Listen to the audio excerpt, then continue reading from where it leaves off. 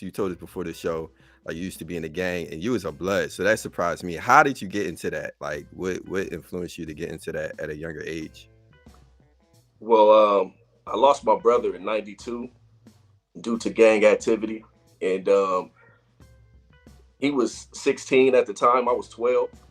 So after that, just the pain that I was dealing with, everybody around me was affiliated, and just kind of going through that, it kind of, I want to say, just being a product of that, it just kind of pushed me in a way where I was kind of forced to tap into that environment and that lifestyle.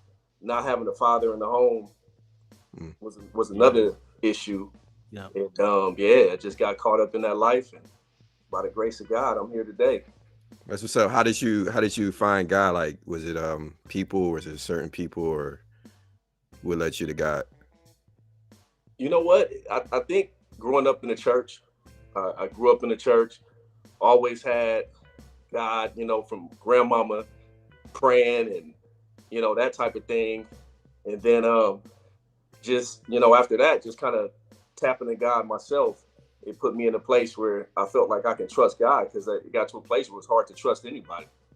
Yeah. So you were going to church through all of that, like all while you were, in the gang life and everything? Is it like, you just... Well, I was raised in a church. So it was one of those things where you're raised in a church, but you're not really understanding what's going on. So you're not living it out. And then the more you mature, the more you come into that place of understanding everything that God has done. It just puts you in a place of kind of just surrendering.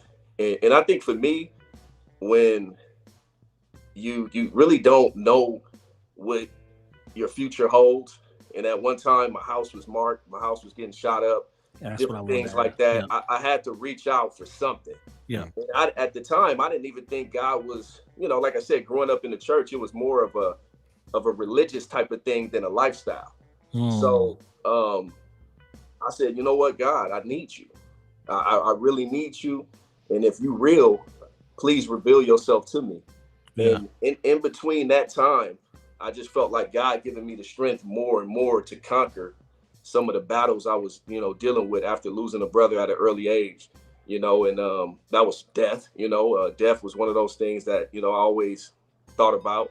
I went to smoking and drinking at an early age. After that, robbing and stealing, all that stuff came along with it. Having sex, I had sex at the age of, I think, 12 for the first time, carrying a gun, going to school. So it just got to a place where I said I knew I couldn't continue to live that way and not get killed at an early age. And then my mom would be, in a place where not only losing one son, but losing two.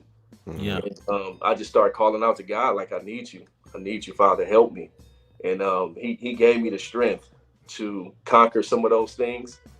And then in the midst of that, I just really just started to say, okay, you real. Like, God is really real. It's not just something that grandmama was saying, not something that mama was saying. This God that they believe in and this God that they talk about is 100% true.